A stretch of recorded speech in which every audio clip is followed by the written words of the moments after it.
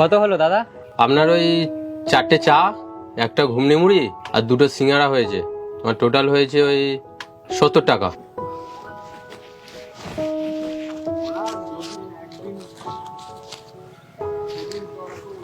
দাদা কালকে টাকা দিয়ে দিই? ঠিক আছে, কোনো ব্যাপার না, কাল দিয়ে দেবেন ওটা। থ্যাংক ইউ দাদা। দাদা বলে কেন দিচ্ছেন না? বলে দেবো আজকে গিয়ে। যত দেরি করবেন চাপ কিন্তু তত বেড়ে যাবে। একটাই মিথ্যে কথা কিন্তু 10টা মিথ্যে কথা বলতে বাধ্য করে। বলে দেবো আজকে গিয়েই বলে দেবো। রোজ তো এটাই বলে যাও। বৌদি খুব ভালো বুঝবে। এখন তো কাজে বাজারে অবস্থাও খুব খারাপ। আপনি তো চেষ্টা করছেন। আরে তুই বুঝতে পারছিস না, বাড়িতে সেই ঝামেলা হয়ে যাবে। দেখি কাজটা পেয়ে গেলেই বলে দেবো। ঠিক আছে, বেশি দেরি করো না দাদা। মিথ্যে আশা সত্যির থেকে 100 গুণ সুন্দর দেখায়। সত্যি সবসময় বিশ্বাস বাড়ায়। আর আপনি তো ভুল কিছু করেননি, ভয় পাচ্ছেন কেন আপনি?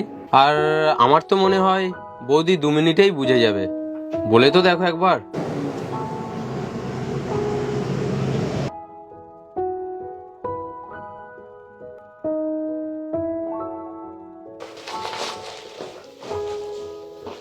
টাকা পেয়ে গেছো? আর বলো না, কি বাহানা মেরে দিল আজ? মালিক আসেনি আজকে। কখনো তোমার সার্ভার চলছে না, কখনো তোমার অ্যাকাউন্ট খুলছে না, তোমার মালিকও আসছে না, বোকা বানাচ্ছে সবাই মিলে তোমাকে। আরে আজকে তো ম্যানেজারের সাথে ঝামেলাও হয়ে গেছে এই ব্যাপারে। কি বললে? কি বলবো, বললাম টাকা দে ভাই। 7-8 জন আমরা রোজ লাইনে দাঁড়িয়ে আছি, আর একজন তো খুব মুশকিলে পড়ে আছে। ওর বাড়ির কে ওই অসুস্থ হয়ে আর বাড়িতে পড়ে আছে। আরে তা কবে দেবে ওরা টাকা? কিস্তিগুলোতে প্ল্যান্টি লাগছে, ঘরে বাজারও নেই, আর বাড়িওয়ালা দিনরাত কথা শোনাচ্ছে। আর দুধওয়ালা বলে দিয়েছে দুধ দেবে না, বলেছে আগের টাকা ক্লিয়ার করতে। দাঁড়াও তুমি, দাঁড়াও, কালকে গিয়ে দেখছি ওরা। আমি তুমি একটা কাজ করো, তোমার ফোনটা দাও, আমি বলছি ওর সাথে কথা।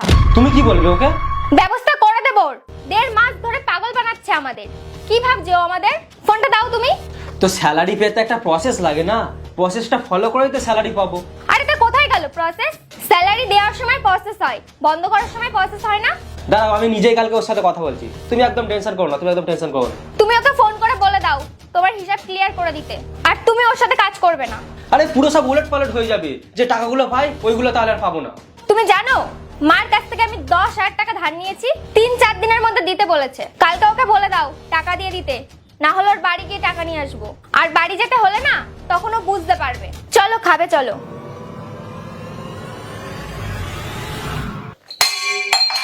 কাজ করতে যাচ্ছিলে না তুমি, আড্ডা মারতে যাচ্ছিলে? কাজই তো খুঁজতে যাচ্ছিলাম না। এই কাজ খুঁজতে যাচ্ছিলে 1.5 মাস ধরে? এত কিস্তি বাকি, এত টাকা বাকি, দোকানদার সবসময় কথা শোনায়, এমআইরা তো ফোন আসছে, মিথ্যে বলে বলে তুমি আমাকে ভিখারি বানিয়ে দিয়েছো। আরে আমি সব দিয়ে দেবো, একটু টাইম দাও। কি করে দেবে তুমি সব? তুমি মিথ্যা কথা কেন বলেছো আমাকে? কাল কাল কাল, তোমার কি আমাকে দেখে ভিখারি মনে হচ্ছে? কাজ ছাড়ার কি দরকার ছিল তোমার? আরে এখানে পাগল করে দিচ্ছিল, রোজ রোজ টাকা কেটে নিচ্ছিল। তো কাজ ছেড়ে তুমি সব টাকা পেয়ে গেছো? কোয়েল, টাকা তো কালকেও পাবো না। কেন? আমি কাজ করছি না অনেকদিন ধরে, অনেকদিন মানে 1.5 মাস ধরে। আমি অফিসের জন্য রোজ বার হই ঠিকই, কিন্তু আমি অফিসে যাই না। আমার কাজ ছেড়ে গেছে, অনেকদিন হয়ে গেছে। আমি খুব ভয় পেয়ে গেছিলাম, ওই জন্য আমি তোমাকে কিছু বলিনি। যার জন্য আমি কাজ ছেড়ে দিলাম, সে আমার ফোন ধরাই বন্ধ করে দিয়েছে। টাকা তো আসবে না যতদিন না কাজ পাচ্ছি। আমি ভেবেছিলাম 3-4 দিনের মধ্যে আমি কাজ পেয়ে যাব, তারপর আমি তোমাকে সব জানিয়ে দেবো। কিন্তু আমি কাজ পাইনি কোয়েল। আমি মিথ্যে বলেছি তোমাকে কোয়েল এতদিন ধরে। আমি মিথ্যে এই জন্য বলেছি কারণ আমি সত্যি খুব ভয় পেয়ে গেছিলাম। আর আমাদের মধ্যে বিরাট বড় ঝামেলা হয়ে যেত। সরি কোয়েল, কিন্তু আমি খুব চেষ্টা করছি কাজ খোঁজার। সত্যি কথা, পেয়ে গেলে আমি সমস্ত দেনা শোধ করে দেবো। রোজ আমি 4-5টা জায়গায় যাই কাজের জন্য, কিন্তু এখন কোথাও কাজ নেই। কিন্তু পাক্কা আমি পেয়ে যাবো, কথা দিচ্ছি তোমাকে, আমি সত্যি পেয়ে যাবো।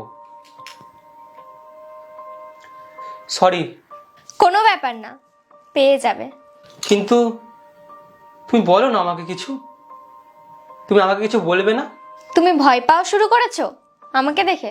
না তো, ওই আমি মিথ্যা বলেছি না, ওই জন্য। মিথ্যে এই জন্যই তো বলেছো, ভয় পাওয়া শুরু করেছো আমাকে দেখে। সরি না প্লিজ। কোনো ব্যাপার না। তুমি কিছু বলবে না আমাকে? কাজই তো ছেড়েছো, পেয়ে যাবে অন্য কোনো। আর যখন কাজই নেই, কি বলবো আমি? এক্ষুনি তো তুমি কত কিছু বলছিলে, কিছু বলবে না আমাকে? তোমাকে থোড়ি বলেছি, ও তো মালিককে বলেছি। তুমি কষ্ট করবে টাকার জন্য, তো বলবোই না। বোকা নাকি আমি? জানো, আমার যখন 15-17 বয়স ছিল, আমার বাবারও কাজ চলে গেছিল। আমাদের বাড়ি রোজ রোজ ঝগড়া হতো। বাবা সবসময় চুপ থাকতো, কথাই বলতো না কারোর সাথে। 1-2 মাস টিভিও দেখেনি। আগে অনেক দেখতো, আমাকে তো বলে দিতে পারতে একবার, বুঝে নিতাম আমি। যদি আমি কিছু বলি, বেকার কিছু বলি, কোনো ব্যাপার না। মার কাছ থেকে আমি কোনো টাকা নিইনি। আমার কাছে কিছু টাকা আছে, আমি চালিয়ে নেব। পেয়ে যাবে তুমি কাজ, খুঁজতে থাকো। নিজের কাছের মানুষটার খারাপ সময়ে আর কেউ পাশে থাকুক আর না থাকুক, তুমি থেকো। কারণ সেই সময় তার সব থেকে বড় অস্ত্র হচ্ছে তোমার সাপোর্ট, তোমার ভালোবাসা। গল্পটা কেমন লাগলো অবশ্যই জানাবে, নতুন হলে অবশ্যই ফলো করে দেবে, আর ভালো লাগলে শেয়ার করে দিও। চলো টাটা।